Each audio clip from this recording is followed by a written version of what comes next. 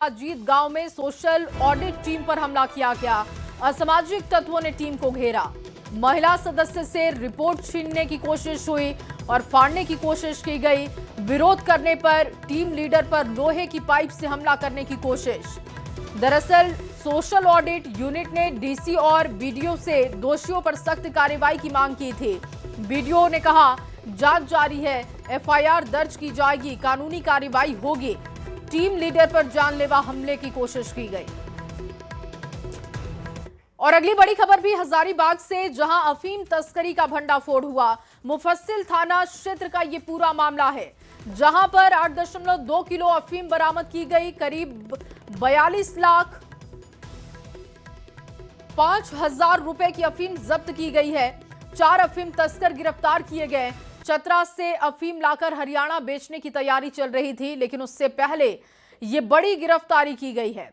NDPC act के तहत मामला दर्ज हो चुका है और सभी को जेल भेजा गया।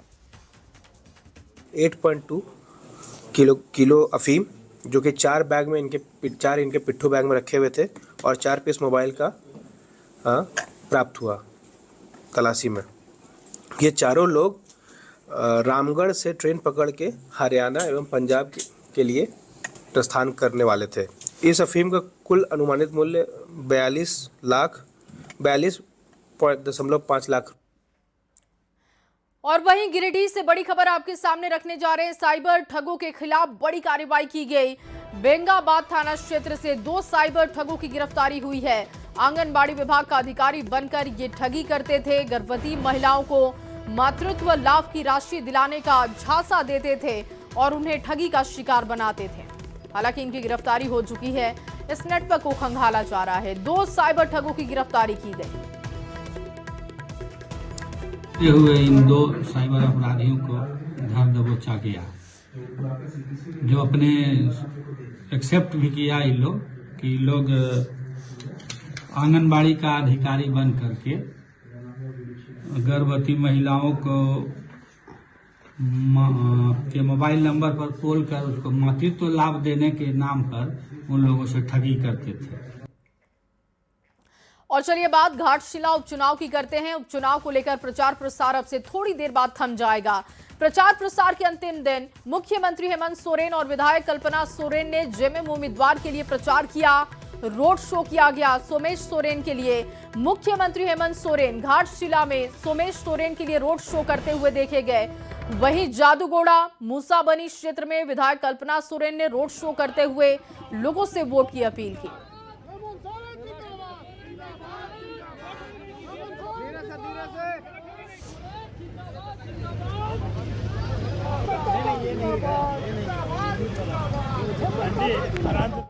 अब ये पूरा का पूरा मोर्चा झारखंड मुक्ति मोर्चा का घाटशिला विंग संभालेगा और पूरे चुनावी प्रक्रिया को अंजाम तक पहुंचाएगा। हम लोगों ने लगभग घाटशिला के एक घरों तक, मोहल्ले, टोले, गांव, पंचायत, बूथ स्तर तक पहुंचने का प्रयास किया और हम लोगों ने अपनी बातों को घाटशिला विधानसभा के लोगों को के समक्ष रखा है। अब निर्णय घाटशिला विधानसभा के लोगों को करना। झारखंड की अगुआ सरकार है, ये आप लोगों की सरकार है। लोगों तो आपने पढ़ाई किया थे कि अगुआ झारखंड सरकार तो अकोई लगी कमी था, अब लगी की कमी था। जहाँ लेकर आयमा योजना को है ना पूरी की तरफ पढ़ाव लगी तो है ना से अबे लगी मैया सम्मान को है ना चाहे बड़े बुजुर्ग को लगी अब सर्वजन पेंशन को मेना होना तो ओकोई अभी लेना है। एक दूरदृष्टि जो एक पढ़े लिखे व्यक्ति में होती है वो है सोमेश सोरेन। मैं तुम्हें आपसे हाथ जोड़ के आप लोगों से ये विनती करना चाहती हूँ, आग्रह करना चाहती हूँ कि आपको अपना आशीर्वाद तीर धनुष में देना। घाटशिला उपचुनाव का आज प्रचार थम रहा है और उसको लेकर तमाम राजनीतिक पार्टियां अपनी ताकत झोंक दी है। और आपको बता दूं कि झारखंड के मुख्यमंत्री हेमंत सोरेन झामुमो प्रत्याशी सोमेश सोरेन के लिए प्रचार प्रसार करने पहुंचे हुए कि खुद झारखंड के मुख्यमंत्री हेमंत सोरेन जो है वो रोड शो कर रहे हैं। घाटशिला के तमाम सड़कों पर इसी तरह की तस्वीर जो है वो देखने को मिल रही है, जहाँ झारखंड के मुख्यमंत्री हेमंत सोरेन जो है वो घाटशिला के विभिन्न क्षेत्रों में रोड शो लगातार कर रहे हैं। और देखिए उनको देखने के लिए उनका स्वागत करने के लिए हजारों की संख्या में यहाँ पर लोग जो है वो मौजूद है। झारखंड के मुख्यमंत्री हेमंत सोरेन का जो है फूलों से स्वागत किया जा रहा है और अपने झामुमो प्रत्याशी सोमेश सोरेन के लिए वो प्रचार प्रसार कर रहे हैं और लोगों से कहीं ना कहीं जो है वो वोट करने की अपील कर रहे हैं। आप देख सकते हैं कि किस तरह यहाँ पर मुख्यमंत्री हेमंत सोरेन जो है वो घाटशिला के विभिन्न इलाकों में जो है वो रोड शो करते नजर आ रहे हैं और अपने प्रत्याशी सोमेश सोरेन के लिए वोट की मांग कर रहे हैं। दूसरी तरफ आपको बता दूं कि विधायक कल्पना सोरेन जो है वो भी लगातार रोड शो कर रही है और विधायक मंगल कालिंदी जो है पूरी तरह से रोड शो का जिम्मा लिए। किस तरह रोड शो दिख रहा है दादा?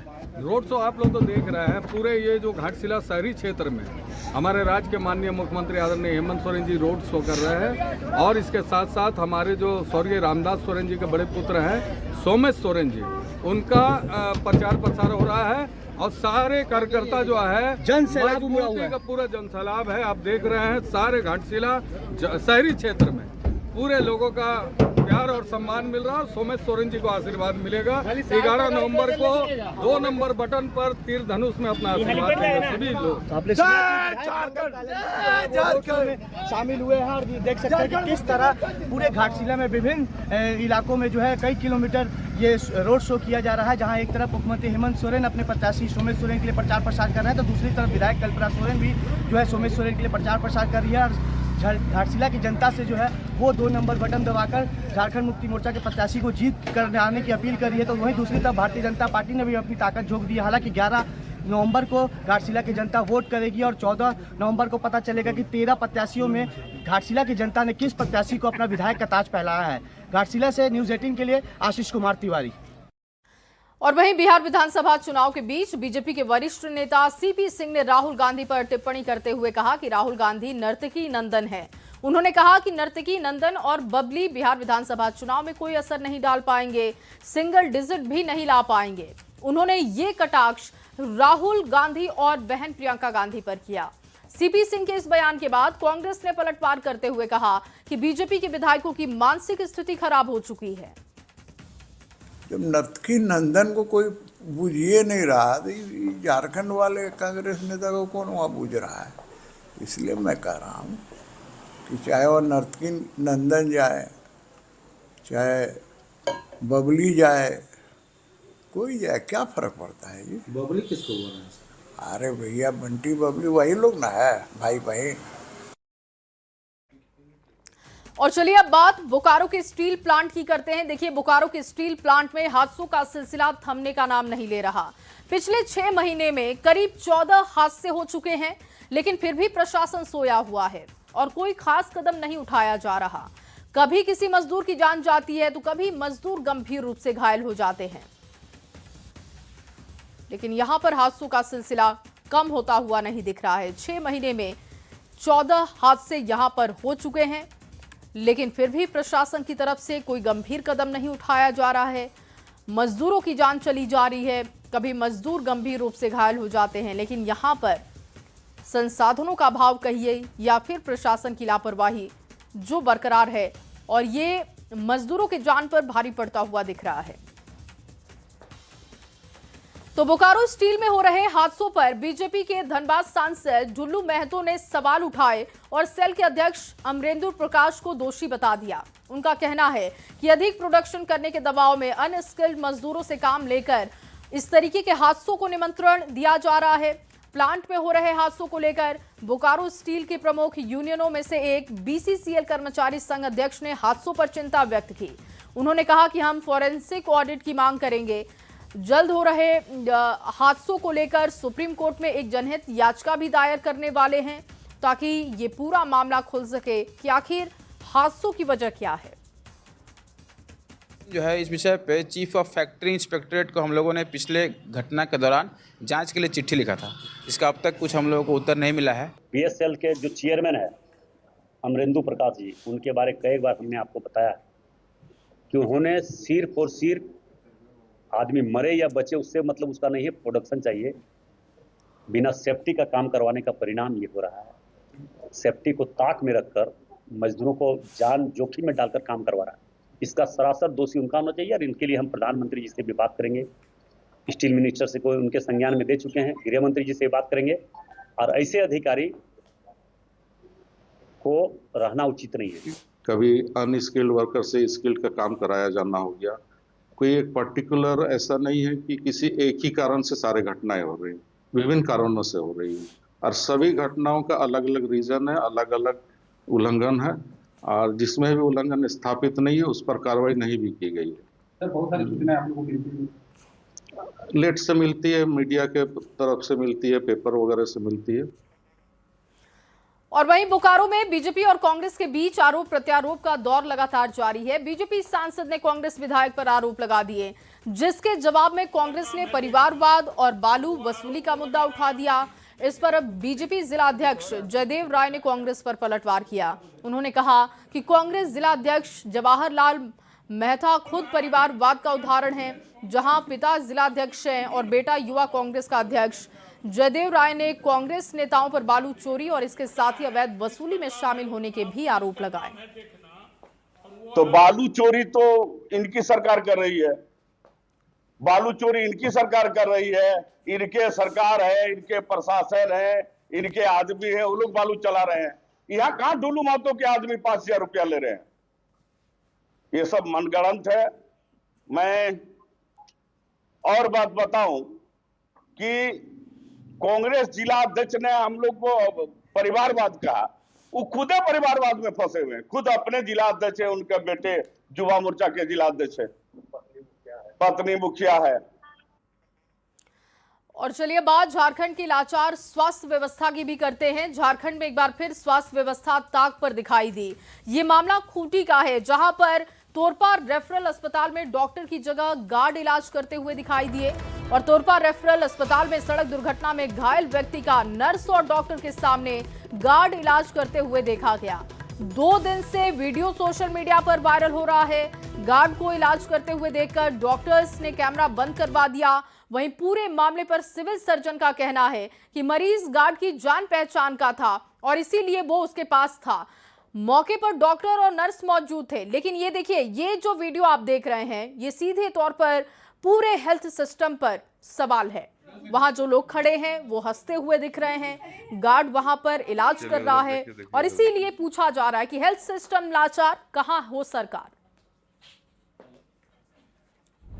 और न्यूज 18 अब सवाल उठा रहा है। देखिए, डॉक्टर की मौजूदगी में आखिर गार्ड इलाज क्यों कर रहा था? ये सबसे अहम सवाल है कि जो लोग वहां पर खड़े हैं, अगर वो डॉक्टर नर्स थे तो फिर गार्ड वहां पर इलाज क्यों कर रहा था? लोगों की जान से खिलवाड़ क्यों किया जा रहा है? मामले में अब तक कोई कार्रवाई क्यों नहीं हुई है? 2 दिन का ये वीडियो बताया जा रहा है कि 2 दिन पहले ये वीडियो शूट किया गया था, जो कि सोशल मीडिया पर दिखा है। डॉक्टर की मौजूदगी में गार्ड ने इलाज क्यों किया? डॉक्टर और नर्स ने क्यों इलाज नहीं किया? और अगर वहां पर डॉक्टर और नर्स खड़े थे तो फिर गार्ड की एंट्री कैसे वहां पर हो गई? मामले में अब तक कोई कार्रवाई क्यों नहीं हुई? तो वहीं खूंटी के तोरपा रेफरल अस्पताल का वीडियो वायरल होने पर सियासत भी गर्मा गई है। बीजेपी विधायक सीपी सिंह ने कहा कि राज्य की स्वास्थ्य व्यवस्था और सरकार दोनों ही बीमार है। जेएमएम और कांग्रेस नेताओं ने घटना की जांच के बाद कार्रवाई की बात कही। का ही स्वास्थ्य खराब है, स्वास्थ्य विभाग का स्वास्थ्य तो खराब है, लेकिन झारखंड सरकार का ही स्वास्थ्य खराब है। अब वहाँ गार्ड चपरासी कौन इलाज करेगा नहीं करेगा? भाई, मैं जब उसका मंत्री दिन रात अलग अलग चीज़ों में, फालतू चीज़ों में गाल बजाने में व्यस्त है, तो इसी स्थिति में और उसके चमचे लोग थपड़ी बजाने में व्यस्त रहते हैं, तो क्या होगा स्वास्थ्य का? अगर इस प्रकार का कोई मामला है, स्वाभाविक तौर पे ये मामला गंभीर है और हमें लगता है कि माननीय स्वास्थ्य मंत्री भी काफ़ी गंभीर हैं, संवेदनशील हैं और इस तरह का अगर मामला उनके संज्ञान में अगर आया है या सरकार के संज्ञान में आया है तो स्वाभाविक तौर पे कार्रवाई होगी। देखिए, सवाल तो है और ऐसे विषय संज्ञान में आते हैं संवेदनशील सरकार के कानों तक ये बातें पहुंचती हैं तो त्वरित कार्रवाई होती है, तभी संवेदनशील सरकार माना जाता है। गार्ड ने किस परिस्थिति में क्या कुछ किया, इसकी विस्तृत जांच होगी, 1-2 दिनों में जांच होगी, कार्रवाई होगी। और वहीं गिरिडीह में भी स्वास्थ्य विभाग की लापरवाही का एक शर्मनाक मामला सामने आ गया है, जिसने अस्पताल की व्यवस्था की पोल खोलकर रख दी है। दरअसल मरीज सुनील राम का सदर अस्पताल में पैर का ऑपरेशन हुआ था, लेकिन इलाज के बाद भी वो चलने में असमर्थ था। मरीज की पत्नी अपने पति का आधार कार्ड अपडेट कराने के लिए अस्पताल के पड़ोस में स्थित केंद्र पर स्ट्रेचर के सहारे लेकर उसे जा रही थी। तभी बीच रास्ते में अस्पताल की एक नर्स ने स्ट्रेचर छीन लिया। स्ट्रेचर नहीं मिलने के बाद परिजनों ने मजबूरी में ठेला भाड़े पर लिया और मरीज को उसी पर बिठाकर आधार केंद्र तक पहुंचाया गया। अपडेट कराए वास्ते की बोले आधार कार्ड बनाए वास्ते वहाँ वही कल कि थोड़ा इधर ले तो अलाउड नहीं लेके के कहीं अभी कल लिए हम कल सारा लिया, अभी हम ऐसे ही उठा के ले तो वहाँ सुता देते। और जब जा रहे थे उस समय आपको नहीं दिया गया? छीन लिया। लेके आ रहे थे टोली, बोला कि नहीं रख लिया, बोला कि नहीं हम लोग 5 मिनट में ला के देंगे। कौन बोला? सिस्टर लोग बोली, तो बोले नहीं हॉस्पिटल से बाहर ही नहीं जाने का अलाउ है, तो जैसे लेके जाना वैसे लेके जा।